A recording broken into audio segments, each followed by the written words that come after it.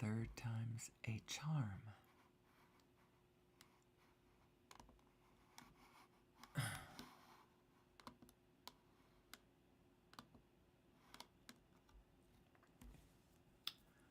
I have a good feeling about this one. Yay! Turn it off, turn it on again. Welcome back.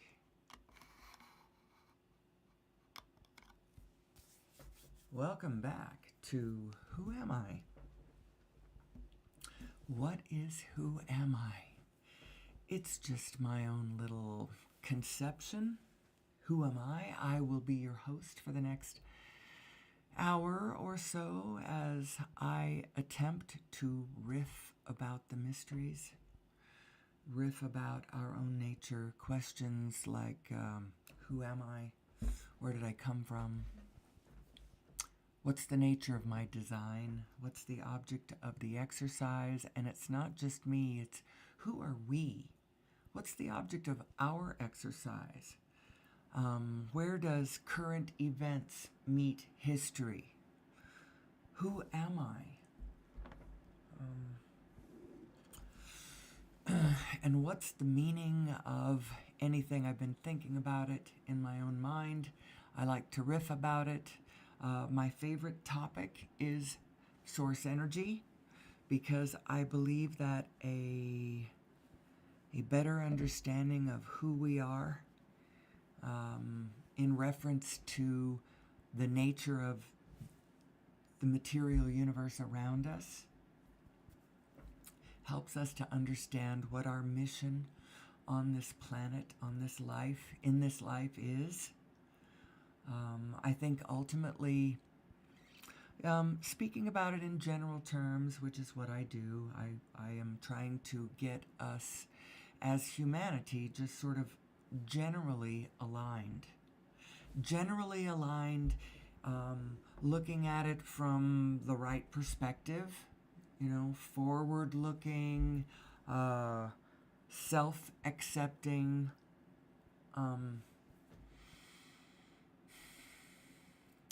there's a particular flow that we are all in that I'm not saying that you have to see it from my point of view. It's an angle, and it's an angle from where everybody is standing individually.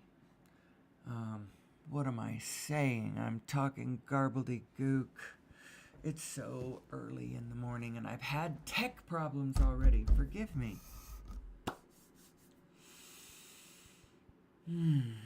Let's slow down just a little bit and try to take this naturally. What is who am I? Who are we? Let's face some important questions, humanity. What are we all about? And what's the point of everything? Is it, kill or be killed? Dog eat dog? Us versus them? What is the object of the exercise? What is the ground state rules of the game at the grid level? How about that? Is that an interesting question? And how do you answer a question like that? Well, we're going to make some attempts to do it throughout the course of the show Who Am I, both today and other days, because basically my exercise of Who Am I is an exercise of trying to align my two selves and then turn and address my favorite topic, which is what the heck is the meaning of life? And who am I? And what is God? Who's God? What's the inner being? How do I interface with the rest of the universe? What's the meaning of my life? Those are all my favorite questions. And during the course of the show,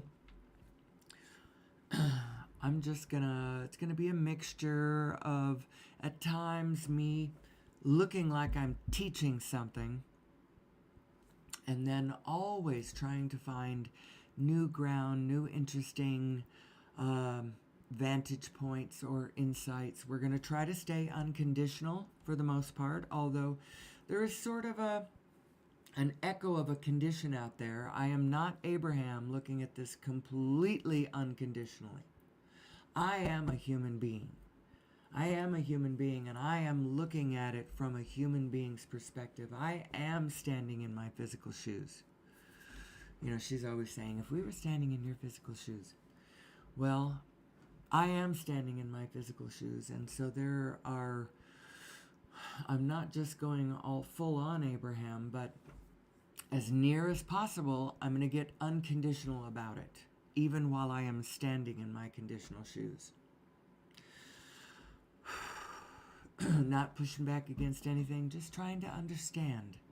Just trying to understand who I am and what is my place in this world, and what is the meaning of my life, and what is the best way for me to move forward joyfully, effectively, happily, while at the same time doing no harm to the body around me.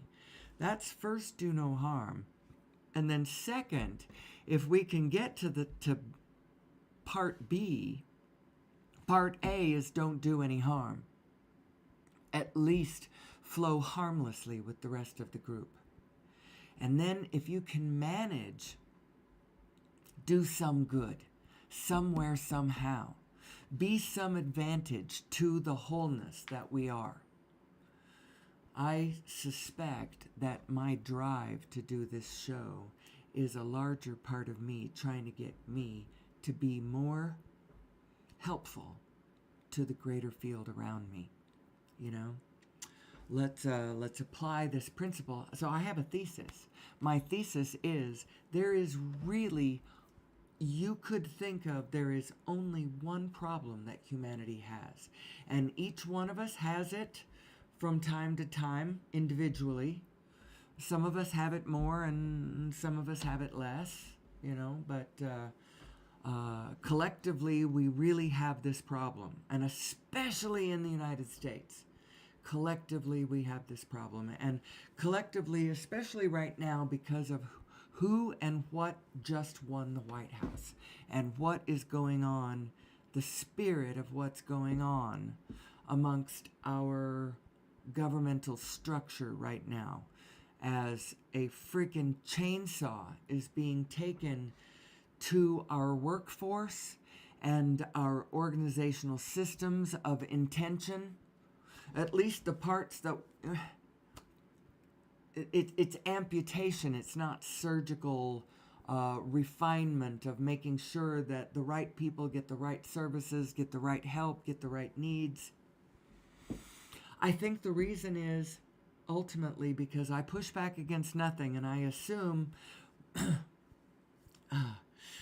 I've had some interesting moments, and it's interesting as doing this show, because nobody really watches. I kind of feel every day like I have to start at the beginning and explain everything from the beginning.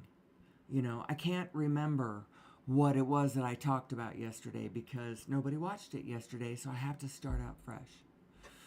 And so it feels like Groundhog Day with differences. You know, here I am. As a matter of fact, that's how the Who Am I show started. It was me. I was just trying to intentionally get good at a presentation, and I thought that this presentation would take about 2 hours. As I'm going to air quote, I explained everything. I explained everything in 2 hours. And then I was going to try to get it, compact it smaller than that until it was an 18-minute nutshell where I could explain to people what it was that they were missing in their calculations, that if they would but add it back in, the whole universe would all of a sudden, in a way, make sense.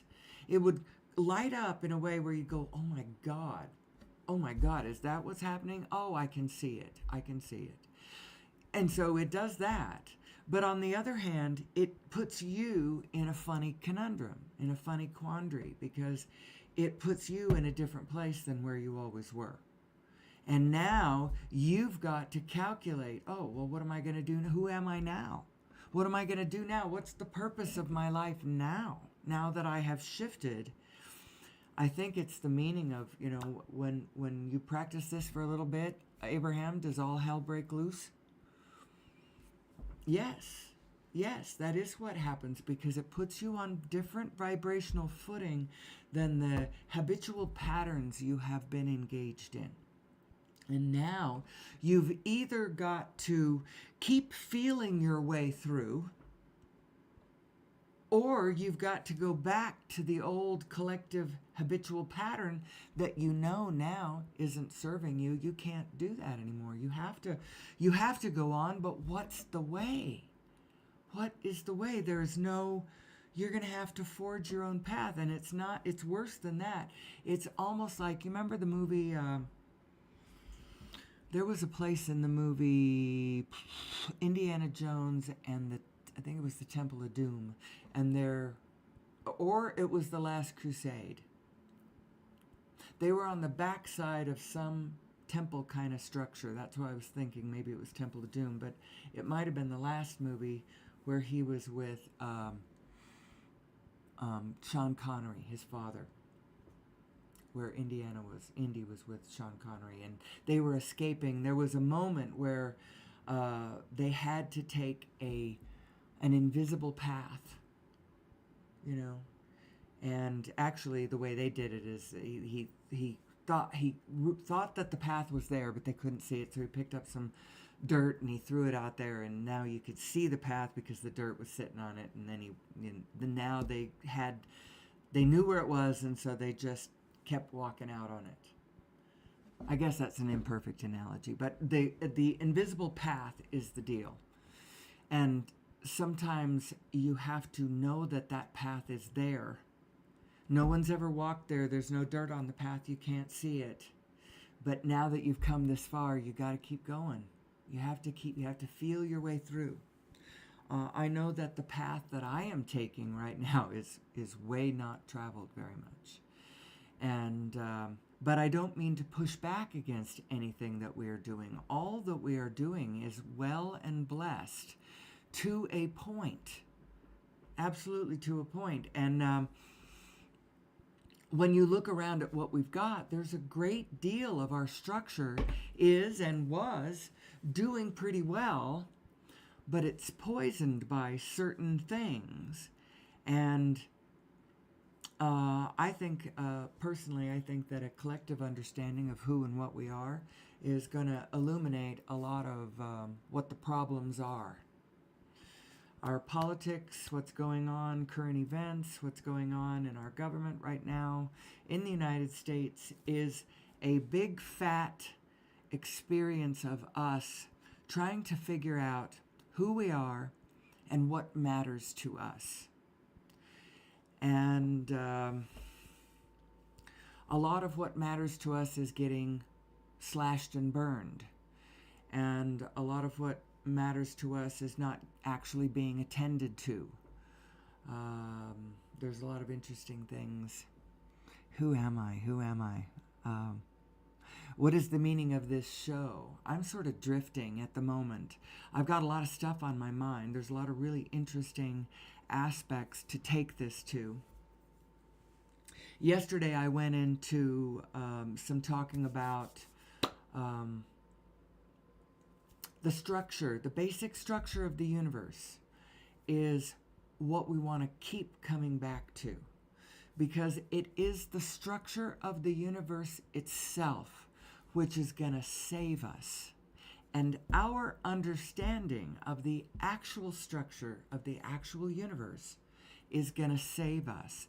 And us as human beings lining up our internal self with how the actual physical universe actually works, lining the two selves up so that our imagination works better, so that our creative imagination works better, so that our industrial creative imagination works better. As we imagine our technologies and our industry and our mechanics and our systems, how we fit together the machinery that puts together who humanity is. And then now we got to ask the question, who are we? And what is the object of the freaking exercise? I'm going to tell you what the object of the freaking exercise is. It is sustainability.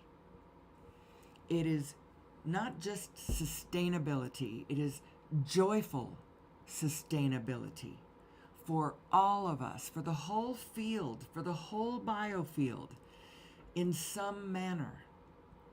And let God allow it to evolve to whatever perfect form that we could help get it to, with ourselves and the biofield around us, tending and caring and loving the field around us, knowing that it is actually an extension of our own physical body.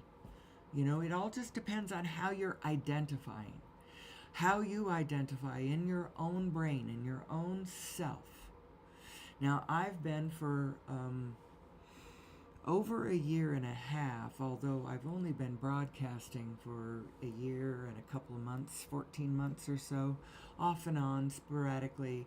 I started going live a month ago, 6 weeks ago. I don't know. That's been a bit touch and go, because the art of sitting in front of a recorder and then posting it to YouTube later intact is one thing, but doing it live, it's another muscle altogether, and I've just kind of been working on it. It's a little tricky for me, but it helps to have nobody in the room. Then my brain can kind of simmer me down and go, oh, it's just exactly like nobody's listening anyway, so what does it matter? But my practice has been to spend this time. For a while, it was 2 hours a morning, because, like I said, I thought the original mission was I was trying to refine a particular program where I covered a particular set of information, where I covered an explanation of the physical universe, sort of encapsulating Nassim Harameyn's explanation, touching on the fact that it's a black hole spinning full structure of Plancks, holographically exchanging their data through their vibrational.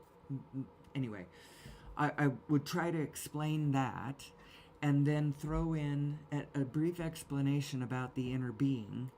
I would go to a slide showing the neocortex and what its function is to our lives, as in, higher emotional control and morality, and there's whatever. And then talk about the fact that I think we're genetically modified. And then I go over to the article at the Proceedings of the National Academy of Sciences that was published some 34 years ago, 33 years ago, 34 years ago, 33 and a half, describing this genetic modification that we've got. Actually, it doesn't say we were genetically modified. What it says is human chromosome number 2 is fused. And if you are a geneticist and you understand what they're telling you when they sequence it all out, and through the sequence, what they realize is that this is two genes fused together at the telomere to telomere, with redundancies on both sides clipped away, which has had the effect of holding that fusion together. Now, these scientists who explain, what they're looking at, don't make any conclusions about why they're looking at it. They're just saying it's a fused chromosome. And the two chromosomes that were fused are not human. They are more ape-like.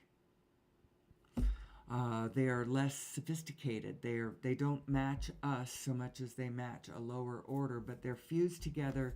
And this is human chromosome number 2, so I point to that, and then I kind of, give the elbow to the rib nudge. What does this imply? Because this would have happened some 200,000 years ago. And there wasn't anybody around us at that time who could have performed genetic modification surgery, probably something like CRISPR, editing, gene editing, some sort of, I don't know, some technology that we didn't have 200,000 years ago, or at least our story of us that you see at the local Natural History Museum does not reflect anything like that, So I throw that in there, and then I throw in some stuff about cymatics, because cymatics is a really interesting way to show you how we are vibrational in nature.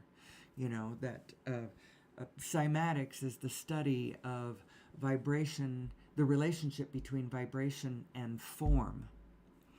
And then, after assuring us all that we are vibrational in nature and visually demonstrating that connection, then you point out this moment in time and how vibrationally it is shifting. And there are some last throes of some things that are kind of petering out in a way, but one last gasp on their way out. It looks like they're more powerful. They're actually less powerful.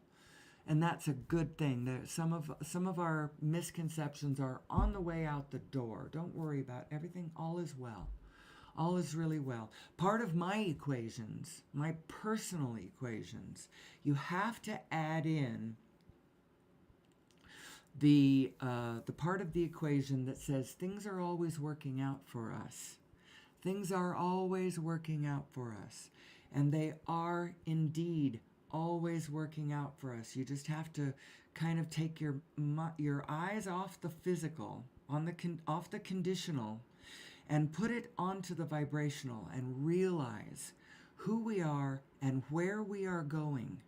And quit being so mad at ourselves and being so mad at ourselves and at each other for where we are, and start being really glad for where we are going. Because where we are going is actually pretty frickin' amazing. Now, I realize that what's in between where we are and where we are going is where we are. But if we could understand more quickly, without resistance, where we're going and just go there, we wouldn't really have to fight anybody on the way. It would just so immediately appear so ridiculous what some are doing. Where does one begin with this? Who are we? Who are we? The very first thing we have to understand is how our equipment works, how our individual equipment works, because first and foremost, every single one of us is an individual. Even if you are an individual who is for some reason running the United States government, crazy. It doesn't matter. No matter who you are an individual. Now, you may be looking at the bigger picture as you are your individual self. As am I. I am looking at the bigger picture. At least during the hour of the show, I try to do that. I'm looking at the bigger picture while I'm also looking at the smaller picture, while I'm also looking at it completely unconditionally. On the other hand, I am also a human being coming from this place in space and time on the grid from my life, trying to make sense of who am I and what the F is going on with my country and what will fix it. Because I don't just want to just look at facts. I don't want you to just tell me what terrible thing happened in the news today. what outrageous whatever transpired that is, non-redeemable, what just happened, what tragedy, just, I don't want to hear that. That's not what I want to hear. That's not what I want to think about either, actually. Because the cool thing is that we don't have to stay here and we don't have to wallow in this, because the way out, the path through, has actually been shown to us. And what am I saying? Well, I already said that I think that the object of the exercise is joyful sustainability, and I think we can reach it. A lot of people talk about, our carbon footprint, and they talk about sixth mass extinction.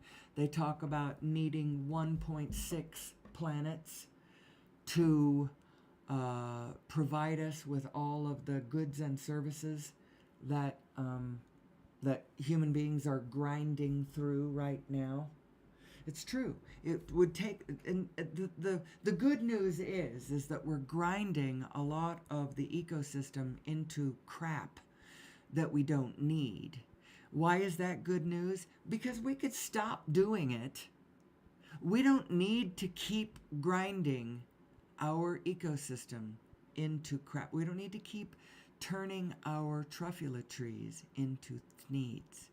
We don't need to keep doing that for a number of reasons. First of all, we got a lot of stuff, and we could just work with that for a while. We could learn better recycling. We could, let me get on this litany for a minute of all the things that we should do that we're not going to do unless there is actually a really blessed element to this that is going to add literal energy to the equation, to our equation. And that is the fact that we live in a universe that we could tap into the free, clean, unlimited energy field that it is, that we all are together. But what's the caveat here?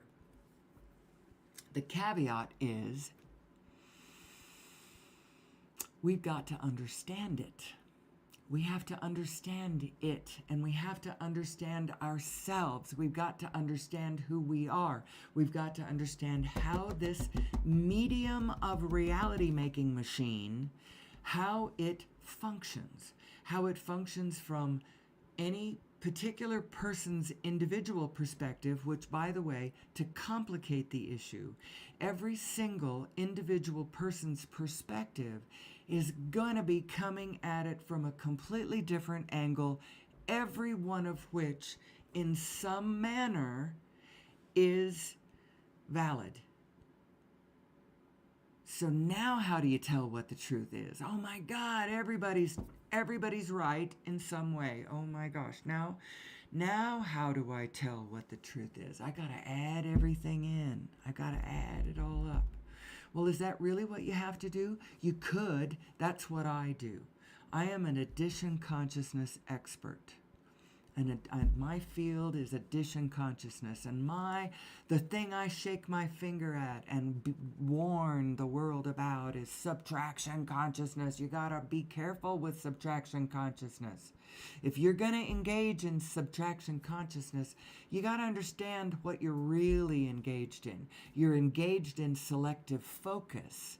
And as such, that's fair.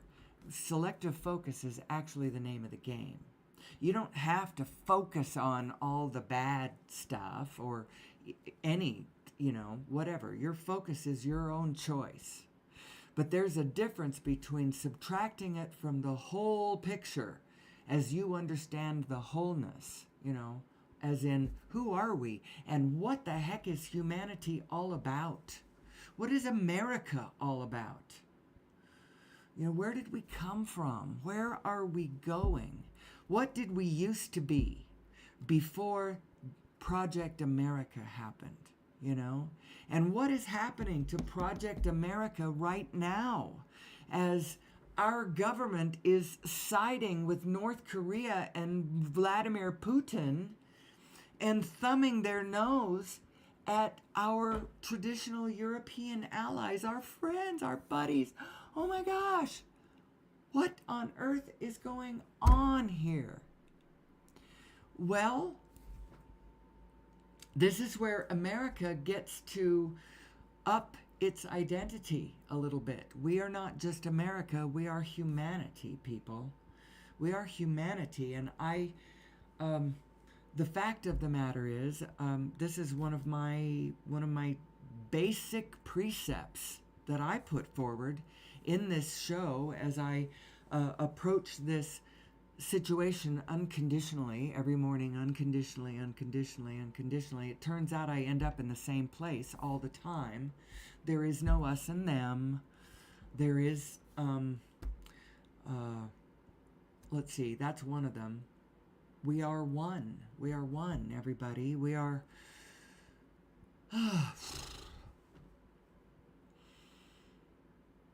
I've blown through a lot of stuff. And now the question is, where am I going? Because it looks like I'm halfway through the show. As I talk about who am I? Who am I? And I've brushed on a whole bunch of things, and I've left a whole bunch of things in the pathway behind me that I could go back and pick up pieces of and fill in the important parts. At some point, I want questions. I want questions. I want somebody in my physical space who asks me a question and then allows me to go find an unconditional answer to it, because I can't necessarily tell them where to lay the pipes and how long the pipes should be and who to hire and what color and what's the vendor name, and I can't tell you specifics. But I could tell you certain general things about our general configuration and the answers about how humanity moves forward from here. I think that the biggest problem that we have is we don't understand our configuration. And the biggest thing to understand about our configuration is that the universe that we are in is it's vibrational. The primary characteristic of the universe that we all share is that it is vibrational. Then the secondary effect of the vibrational aspect of it is that it turns into this matter that you're looking at, atoms and protons and whatnot. The Plancks configure into shapes and forms that we then live through like experience. That's kind of what's happening, this rolling manifestation. The scientists point at the real world. I'm air quoting the word real. They point to the real world and they claim its primacy. But the interesting thing is that aspect of the world is always in flux. The stars are not in the same position now as they were, a couple of seconds ago. Or when I started the show, I should have said that. They aren't in the same place as when I started the show. Nay, they are not in the same place that they were a few seconds ago. And things are not burning at quite the same temperature, and the vector direction is everything's changed physically. Now, actually, things are changing vibrationally too. So what's the same? The setup is the same. What is the setup? Well, that's a very good question, isn't it? And it's actually what religions try to tell you. They try to tell you fundamentally, what's the setup? How do you get to heaven? What is heaven? Will there ever be such a thing as heaven on earth? Or is heaven just this unconditional place in my mind, my reward that I get to once I leave this vale of tears? And depending on how you answer that, then you call yourself you call your religions different names and stuff. This is kind of the toes I'm stepping on, so I'm sorry about that. I actually think that our cultural, religious structures, they have a great deal of meaning, but physically, the setup is a particular way, people. And if your imagination would be cast in a way where that it actually is, then your vibrational higher being self would have a much easier time downloading information to you, because she's giving you vibrational downloads. But depending on how you are lined up inside of yourself, how you've got your internal workings lined up or not aligned up, you're reading the vibrational readings from your higher self in different ways. You're either reading it twisted, you might be reading it clear. How clear are you reading it? Does the world make utter sense to you in a way? Absolute, joyful sense from a happy point of view? Can you see where it's all okay? Can you see how it's all working out for us? Can you see how everything is always working out for you? Well, the answer when you ask me that, it comes and goes, you know. When I apply these things that I'm telling you in the Who Am I show, then to my smaller self, things do make better sense.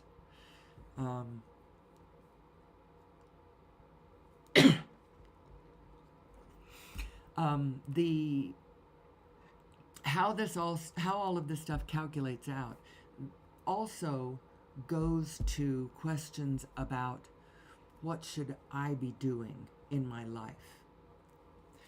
Now, first of all, you really, really, really have to understand that your emotions are coming from the fact that you are a vibrational being living in a vibrational universe, and you have two selves. One self you absolutely know about. That's you. You in your physical mind, in your physical life, your physical brain and your physical skull, in your physical shoes, making your physical choices. That's you. Everybody knows about that one. That's conventional, expirational you. But you have another you. And we misinterpret this other you all the time.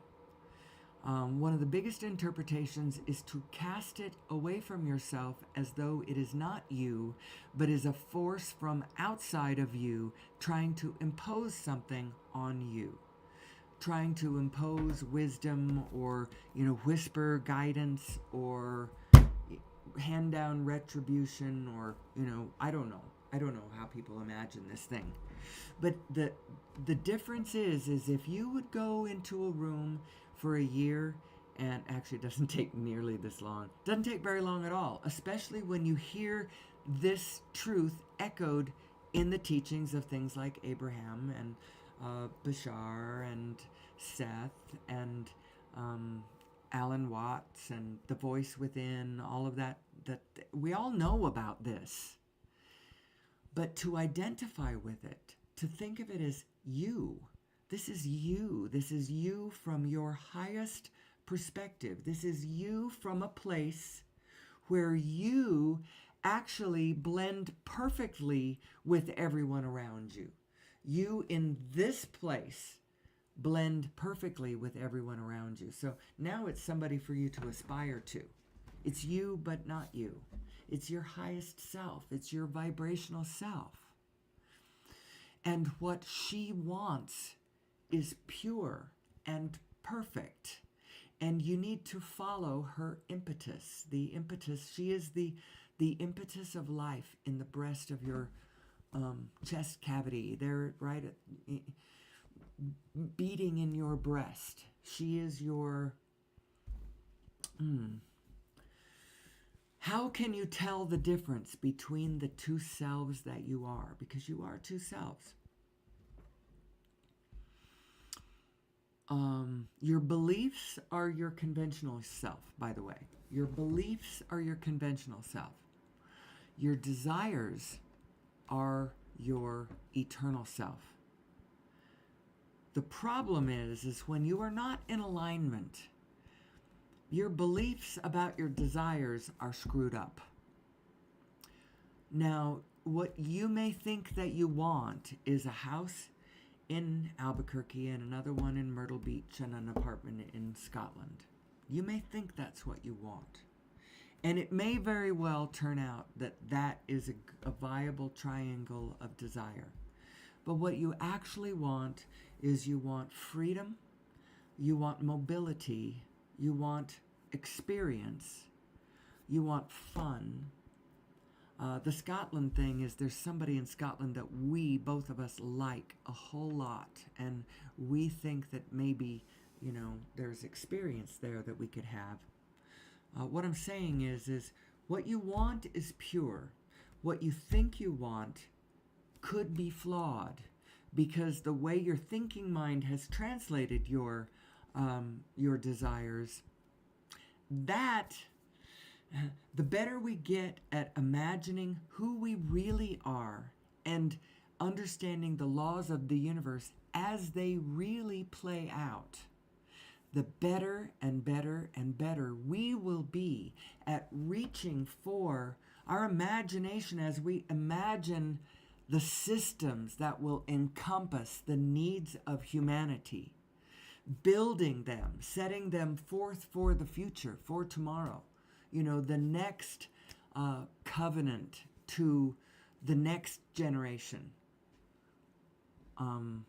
It'll be better and better and better and more in alignment, and it will more cover all humanity's needs, and it will less and less create that Shiva, Loki, and demonic energy that then has to play out in a destructive way.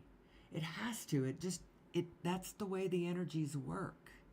We've got to understand ourselves, understand what forward-facing means, and what the consequences of getting backwards facing and yet continuing to act, how that messes up the organizational structure of the field we've already got going, the organization we've got going when we go the wrong direction. It's so interesting. It's both metaphorical and absolutely literal.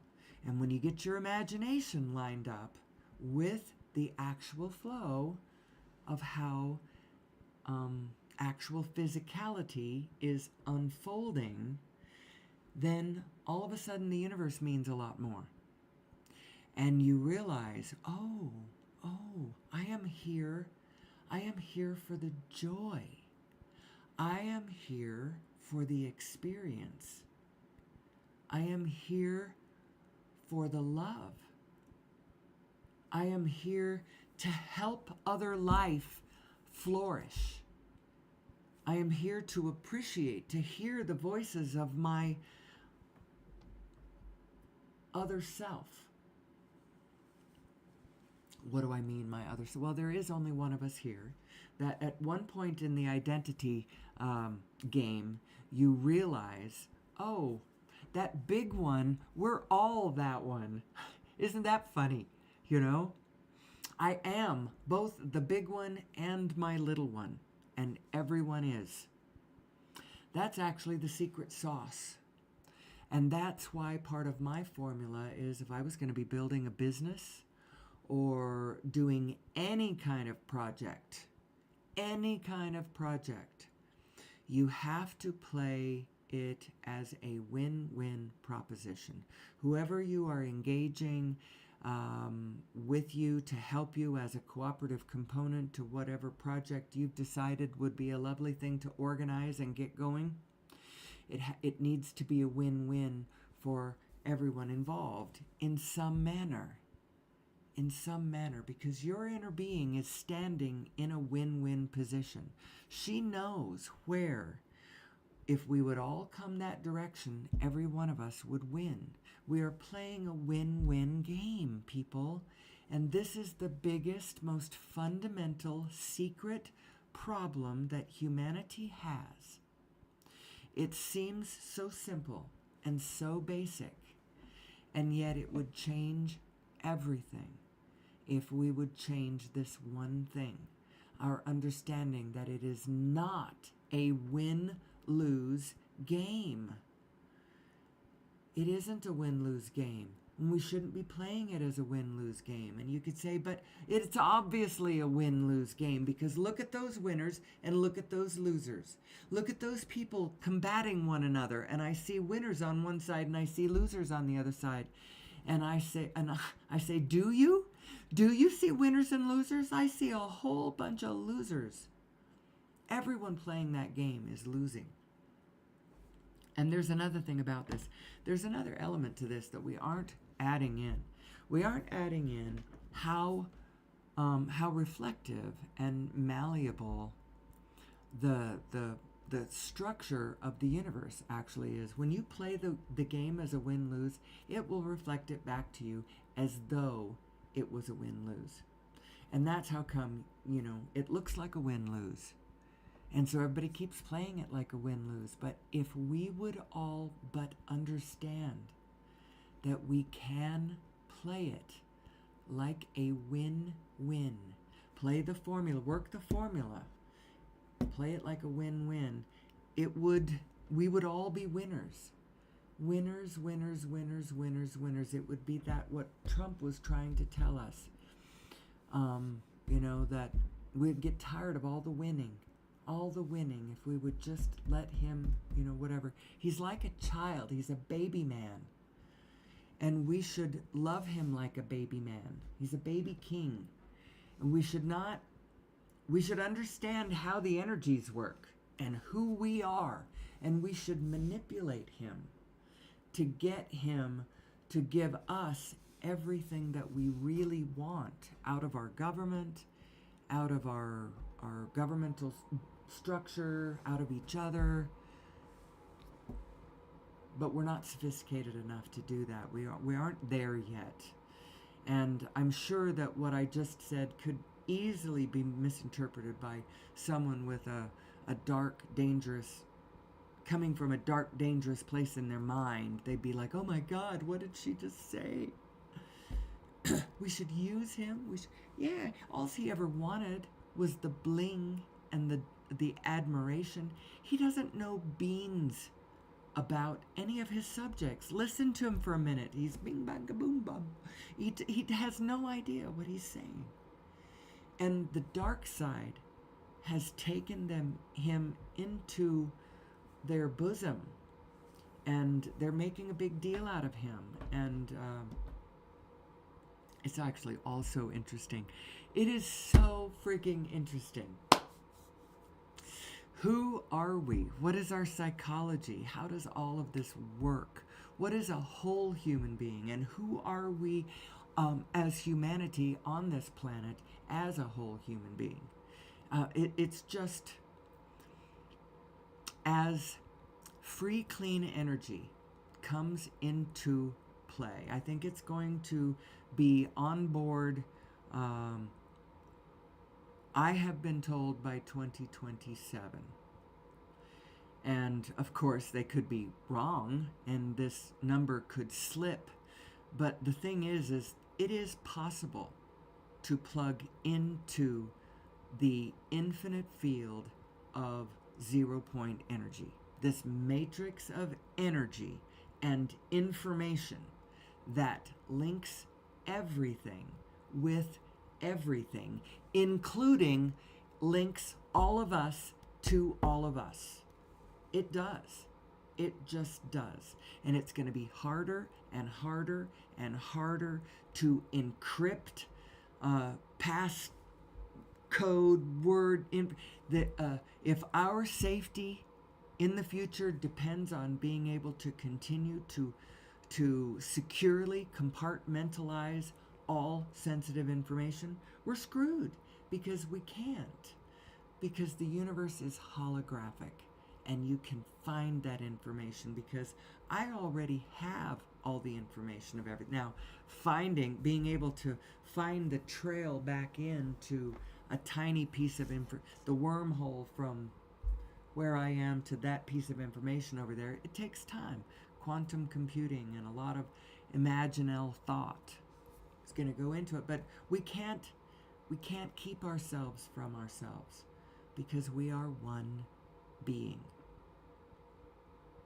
And we certainly should be thinking that way. as humanity, all of us cells in one body. And what does this body want to do? This body wants to play, wants to circulate, wants to eat, loves beauty. We love beauty. We love, absolutely love,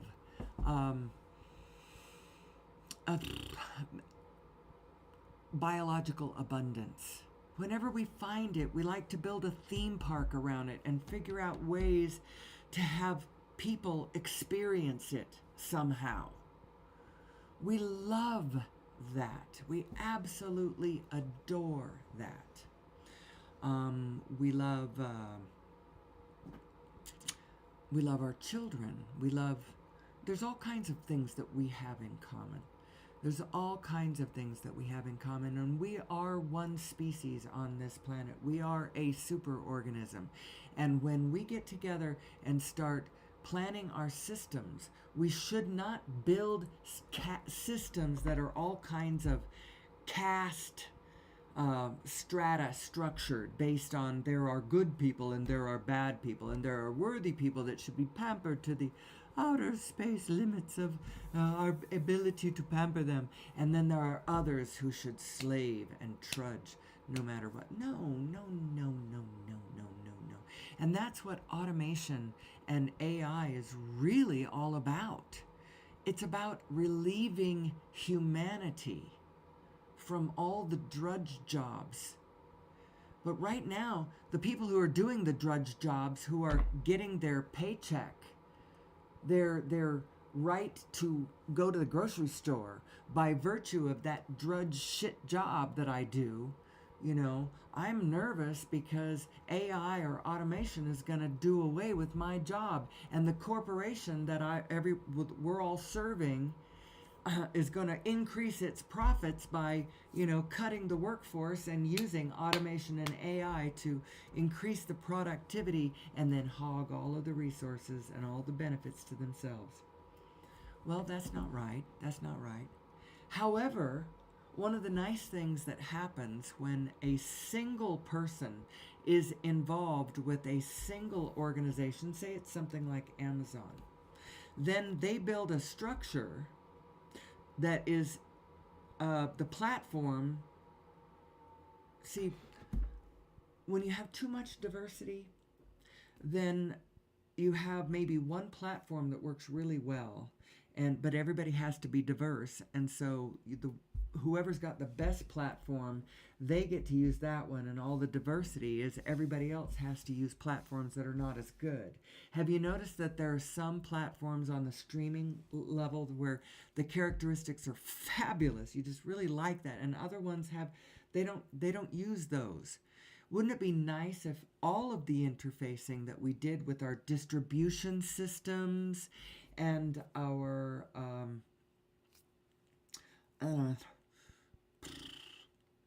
if they were all streamlined in the same way that Amazon was? If there was some sort of, all of our production and distribution came into, so that, because I love the Accio-magic aspect of Amazon. However, I understand that there are exploitative aspects of it from an outside conditional perspective that could be fixed. But it operating as a single system is not a bad thing. But it's a single system that kind of belongs to all of us and should be benefiting all of us.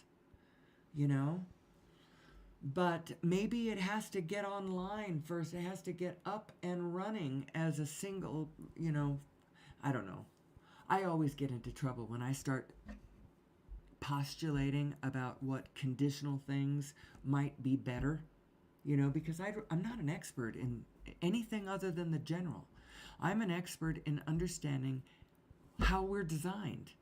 I can see how it works now, and you have to be aligned with your broader perspective and facing forward in order to most effectively and joyfully move forward in your life. You just have to. And all of this has to do with the meaning of your positive and negative emotions. I only have 5 minutes left, it looks like. No, actually I have, about a little more than 5 minutes left. Our positive and negative emotions are coming from the fact that we have a vibrational overself who is watching the world through our eyes. This larger self that we are is not unconditionally focused. I mean, she's unconditionally focused in a way, but she's focused with you in conditions. Oh, good. Good heavens.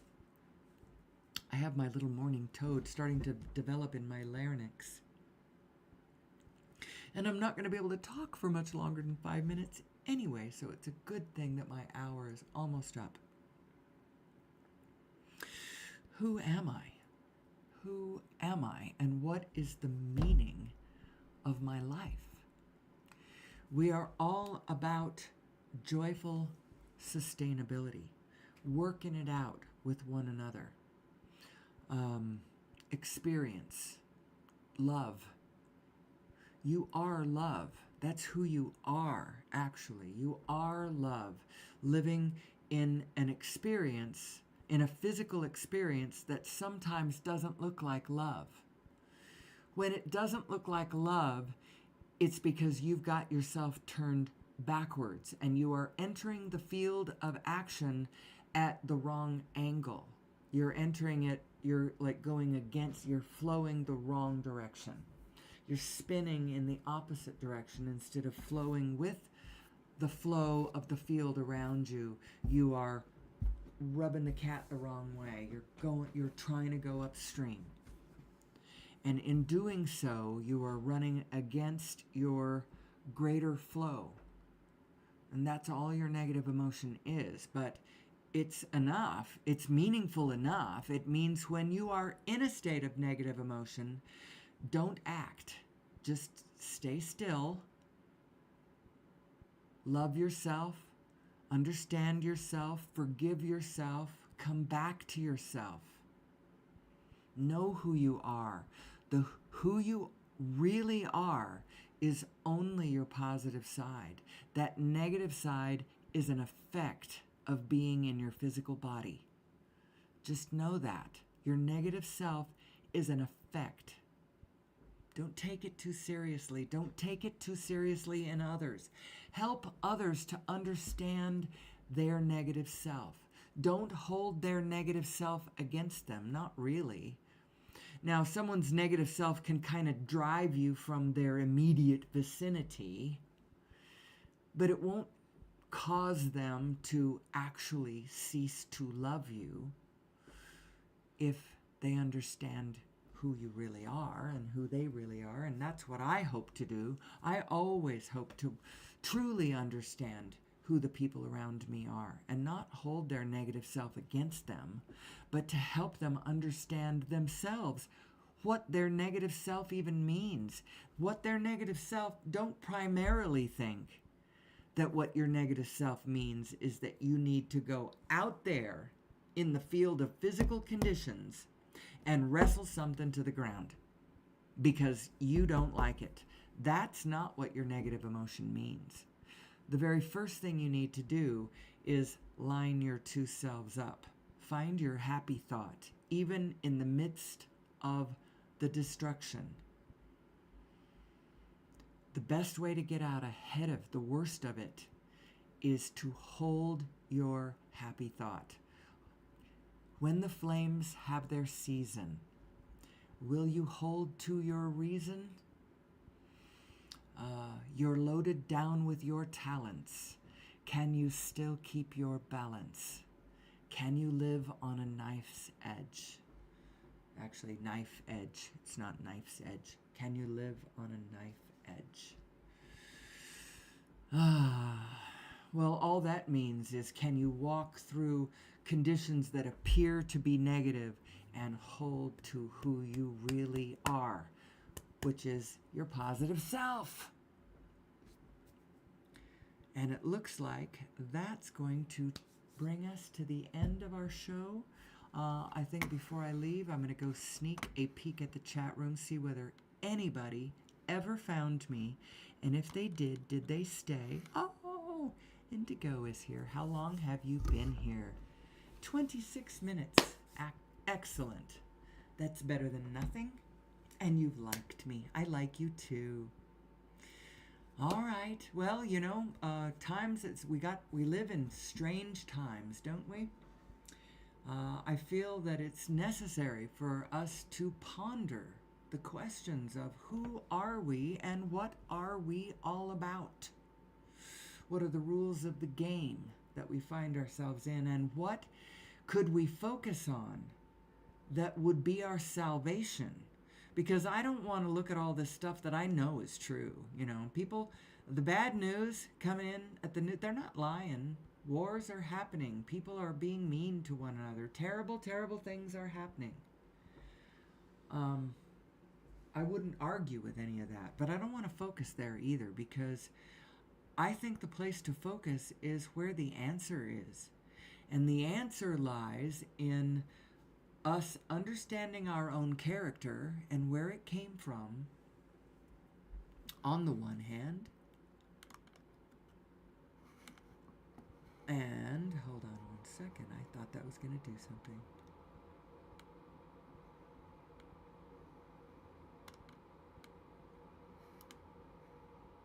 Did that do anything? I don't know. I tried to send a heart out. Did it? It didn't show up in the chat. Anyway, we need to understand our character for a lot of reasons. It will help us to understand the politics and current events as they go down now. It will help us in the future, because as we get, say I'm right, and here in a couple of years, the whole world starts understanding we don't have to burn fossil fuel. We can plug directly into source energy and be a source-driven species. And wouldn't that be cool? And so now, all of a sudden, people can go off into the bushes with their bits of technology and their little tribe, and they can actually survive now. Now they can survive out in the woods, in the wilderness. But what's going to happen is we're going to have all kinds of cults. Little cults and kingdoms, and different things are going to spring up as people isolate themselves from the rest of the group, and culture and percolate. And that's all well and fine. But if we understand ourselves and the mechanics of this whole thing, then we'll be much better off, much better able to, I hate these emojis. You wave at me and I want to wave back, or even just send a heart, and I get these weird ones that I don't want to share. Ones like this. I don't want to wave at you with this hand. I want to wave at you with the hand you used. Oh well, it doesn't make any difference. I'm going to get ready to leave. It's been an hour, and this is Bowling with the Ladies morning. I bowl with the ladies on Thursday. I bowl with the seniors on Tuesday. It's one of the biggest ways that I still interact with large groups of people. I'm not a joiner. I'm sort of a bit of a hermit, but I'm looking for my tribe. I know at some point, if we have an interruption in services because of chaotic events that happen on the ground, which I'm pretty sure are going to happen because we don't collectively understand who we are, and so we're working it the wrong way. There is Shiva energy all around us that has got to play out. It's got to fizzle out before we're clear of it. So I know there will be a bit of a disruption, and what will help you in those times is your loving connection to the people and the community in the field around you. How well do you get along with people around you? Because somebody has, rice, someone has beans, someone has flour, someone has lamps, someone has candles, someone has, and we all get together, and someone has water, and we all get together and we help each other survive, and then we reorganize based on a clearer understanding of who we really are, so that our systems are equitable and allow equal opportunity for all individuals. There's a real good reason why we need it to be that way. We can't, hog it all to one person or one family, because we are humanity. And I think I'll leave it at that. I may or may not be back tomorrow morning. I hope that I will be, but it comes and goes. I have to go as the Spirit moves me. And when I have issues, I did have 2 views. Somebody piped in and somebody took off. I don't know. In any case, I will be back someday. And until then, I hope the world holds together. I think it will.